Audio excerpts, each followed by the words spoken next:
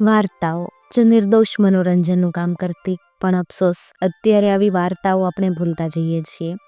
એમ છતાં પણ એક વર્ગ એવો છે કે જેને આવી જૂની વાર્તાઓ સાંભળવી ગમે છે. હેલો દોસ્તો, હું છું વૈશાલી અને આજે આપણે આવી જ એક સરસ મજાની વાર્તા સાંભળવાના છીએ. તો વાર્તા સાંભળી અને તમારા બાળપણમાં ખોવાવા માટે મારી સાથે તૈયાર થઈ જાઓ. એક રાજા હતો, એને 12 છોકરીઓ.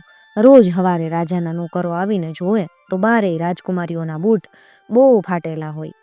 બૂટ કેવી રીતે ફાટતા એ કોઈને સમજાય નહીં.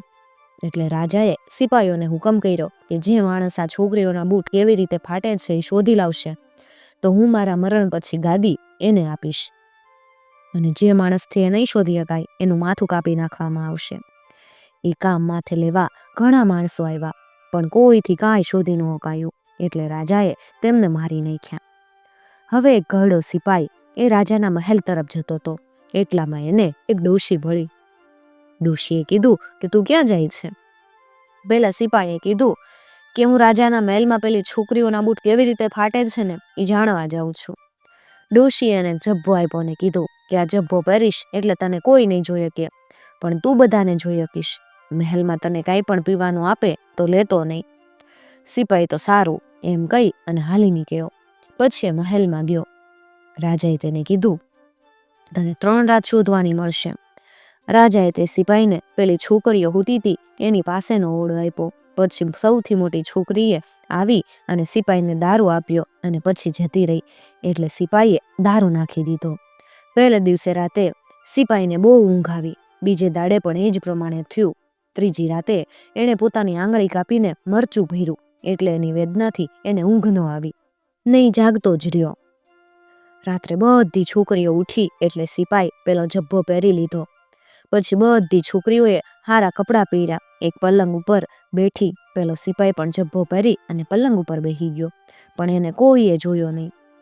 સૌથી મોટી છોકરી કંઈક બોલી એટલે તે પલંગ એની મેળે જ નીચેના ભોયરામાં ગયો. અંદર એક દાદર આવ્યો. એના ઉપરથી બધી છોકરીઓ ઉતરી. સૌથી નાની છોકરી એ નાની હતી, એ પાછા રહી ગઈ ને એના સાથે પેલો સિપાઈ અથડાયો. એટલે પેલી છોકરીએ બધી છોકરીઓને કીધું કે મને કોઈક પકડે છે. એટલે બધી છોકરીઓ હસી અને કીધું કે તું તો ગાંડી થઈ ગઈ, અહીંયા તને કોણ પકડે? પછી એક નદી આવી. આ નદીમાં 12 હોડીઓ હતી. એ દરેકમાં એક એક રાજકુમાર હતો. પછી દરેક હોડીમાં એક એક રાજકુમારી બેઠી. નાની છોકરીની સાથે પેલો સિપાઈ બેઠો. હોડીઓ એક મહેલની પાસે આવી. એ બધા મહેલમાં ગયા. પેલો સિપાઈ પણ ગયો. મહેલના દરવાજા આગળ એક ઝાડ હતું. એને સોનાના પાંદડા હતા. એ ઝાડ પરથી સિપાઈએ એ જગ્યાની નિશાની માટે થોડાક પાંદડા લઈ લીધા. મહેલમાં પેલા બધાએ નાચ કર્યો. ત્યાંથી પણ સિપાઈએ એક સોનાનો પ્યાલો નિશાની તરીકે ઉચકી લીધો. અને ત્યારે સિપાઈ ઓલી નાની છોકરી હારે ભટકાઈ ગયો. ને પછી સવાર પડવા આવી એટલે બધા પાછા ફર્યા. સિપાઈ રાજકુમારીઓથી જરા આગળ હાલી અને વેલો પથારીમાં હોઈ ગયો. સવારે રાજાએ પેલા સિપાહીને બોલાવ્યો. સિપાહીએ રાજાને પેલા મહેલ પાસેના ઝાડના સોનાના પાંદડા બતાવ્યા.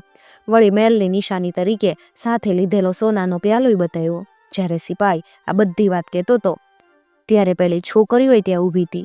એ લોકોએ બધી વાત કબૂલ કરી. રાજાએ સિપાહીને પૂછ્યું, તારે આમાંથી કઈ છોકરી સાથે પરણવું છે? સિપાઈ કે સૌથી નાની સાથે. એ લોકોનું લગ્ન તે જ દિવસે થયું. સિપાઈ અને પેલી છોકરીએ ખાઈ પીને મજા કરી. આંબે આવ્યો મોર, વાર્તા કહેશું પોર. મિત્રો, જો તમને આવી વાર્તાઓ સાંભળવી ગમતી હોય તો ચેનલને જરૂરથી સબસ્ક્રાઈબ કરી સાથે આપેલું બેલ આઇકોન પ્રેસ કરજો, જેથી આવનાર નવા વિડીયોઝની નોટિફિકેશન સૌથી પહેલાં તમને મળી શકે.